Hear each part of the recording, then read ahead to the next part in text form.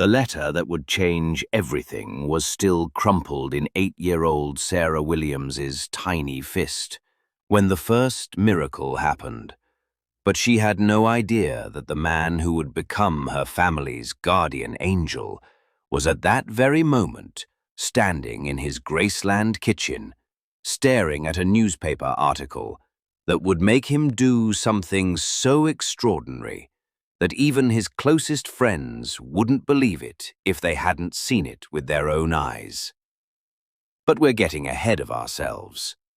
Let me tell you about the night that started it all.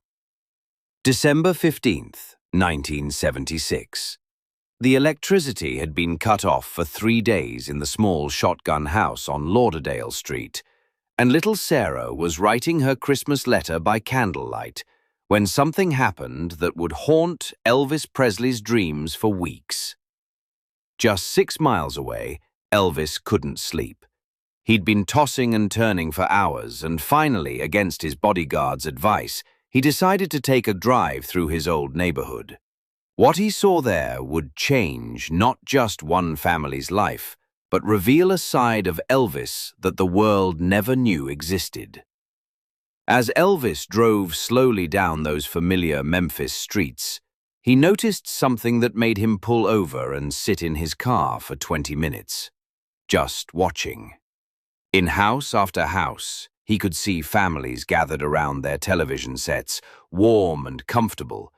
But there was one house, one specific house, where something was different.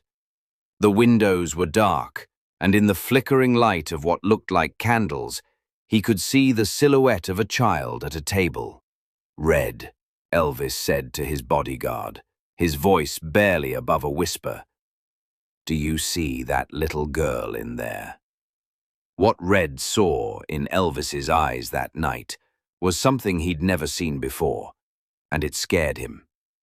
Because when Elvis Presley got that look, when he made up his mind about something, nothing in the world could stop him. And what Elvis was about to do would break every rule his manager had ever given him about staying out of the public eye.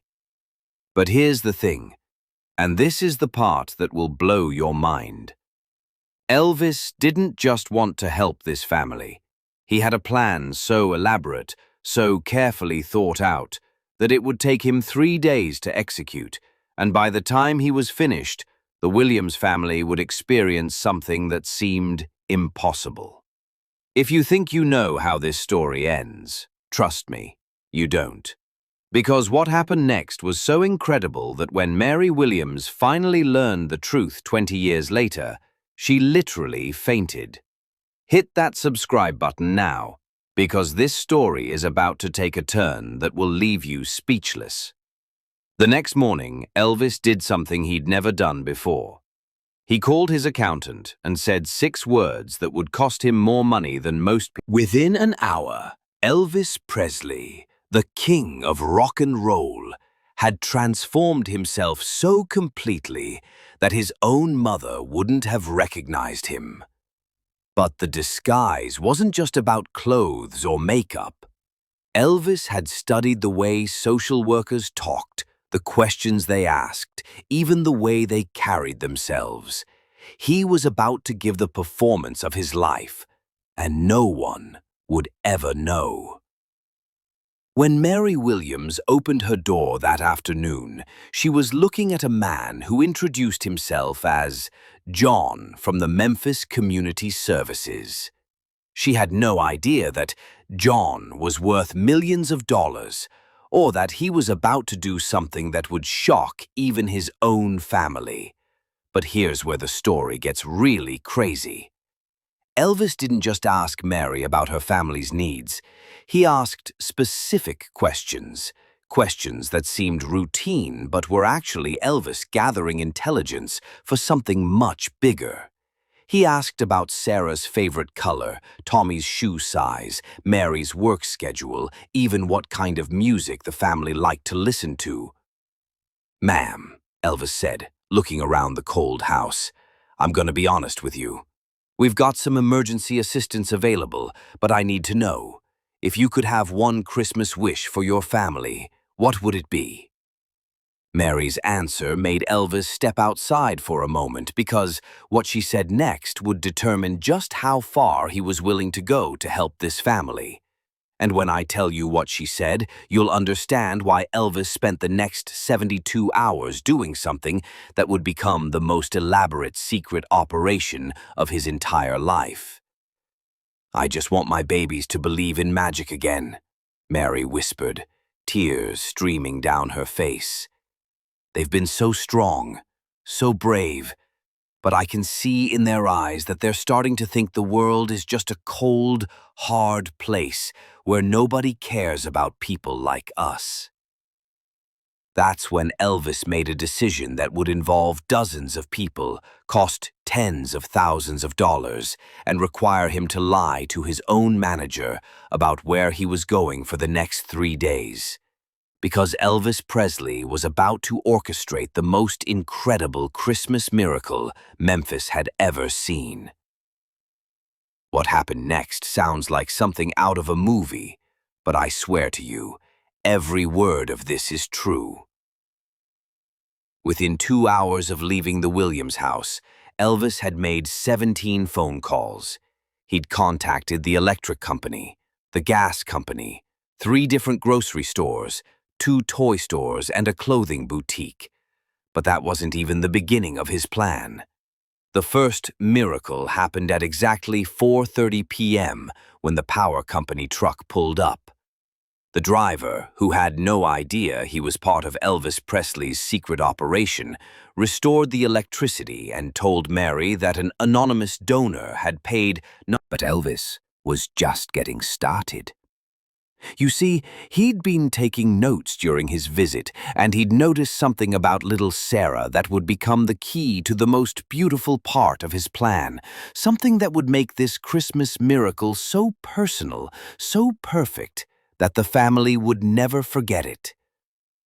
While the electric company was working, Elvis was across town at Goldsmith's department store, and what he did there would later become legendary among the store employees. He bought out their entire children's section, not just toys, everything. Clothes, shoes, books, art supplies, even furniture. But here's the part that will give you chills. Elvis personally wrapped every single gift.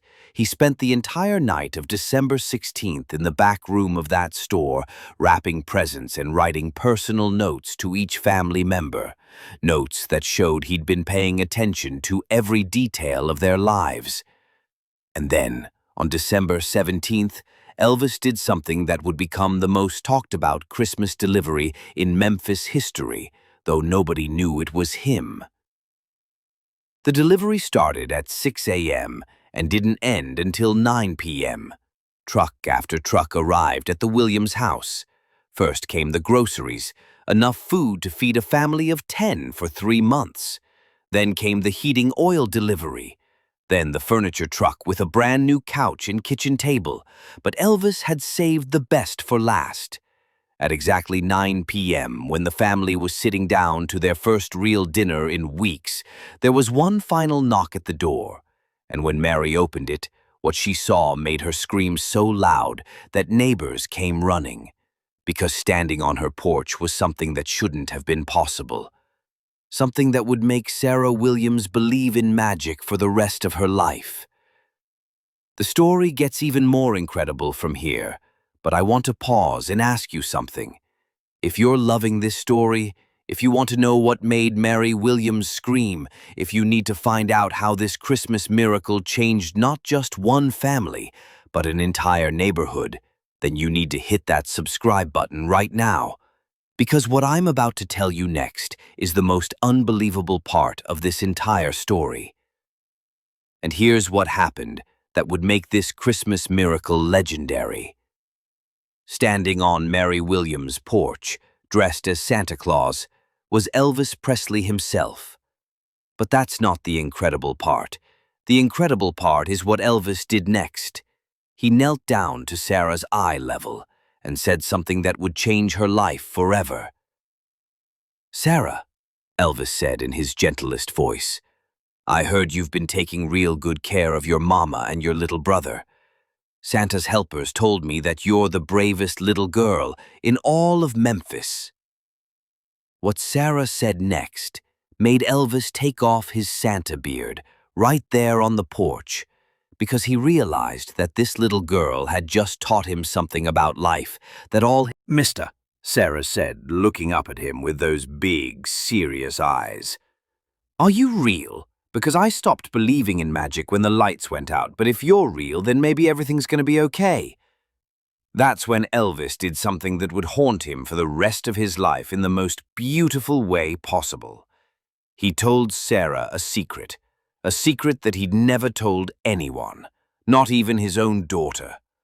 A secret about his own childhood, about the Christmas when he was 8 years old and his family couldn't afford presents, and how a stranger's kindness had saved his faith in humanity. The conversation that followed would last for 2 hours, with Elvis still in his Santa costume, sitting on the Williams family's front porch, talking about life and dreams and the power of believing in good things. And by the time he left that night, Sarah Williams had made him promise something that would change both their lives forever.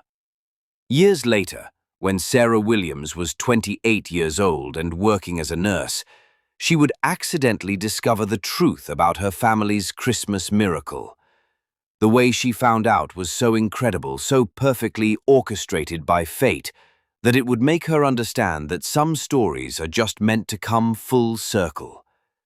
She was caring for Vernon Presley in his final days, and during one of their conversations, Vernon mentioned his son's secret charitable work. He described a Christmas in 1976 when Elvis had spent 3 days helping a family on Lauderdale Street, and something about the details made Sarah's heart stop. "Mr. Presley," Sarah said, her voice barely above a whisper, "what was the little girl's name?" When Vernon told her, Sarah finally understood that the man who had saved her family's Christmas, who had given her back her faith in magic, who had made her promise to always help others the way he had helped her, was Elvis Presley. The king of rock and roll had spent 3 days of his life making sure that one little girl would never stop believing in the goodness of humanity. But here's the most incredible part of this entire story, the part that will make you understand why Elvis Presley's legacy is so much more than his music. Sarah Williams kept that promise she made to Elvis on her front porch in 1976. She spent her entire life helping families in need, and over the course of her nursing career, she helped coordinate Christmas miracles for over 200 families in Memphis. Every December, Sarah would tell those families the same thing Elvis had told her. Sometimes the good Lord sends people into our lives exactly when we need them most, and every family she helped was told to pass on the kindness to someone else, creating a chain of Christmas miracles that can be traced back to one night when Elvis Presley couldn't sleep and decided to take a drive through his old neighborhood. This incredible story reminds us that Elvis's greatest performances weren't on stage. They were in the quiet moments when he chose to use his wealth and fame to restore people's faith in humanity. If this story moved you, if it made you believe in the power of secret kindness, please subscribe to our channel and share this story with someone who needs to be reminded that there are still people in the world doing beautiful things in secret. Because sometimes the most important magic happens when nobody's watching.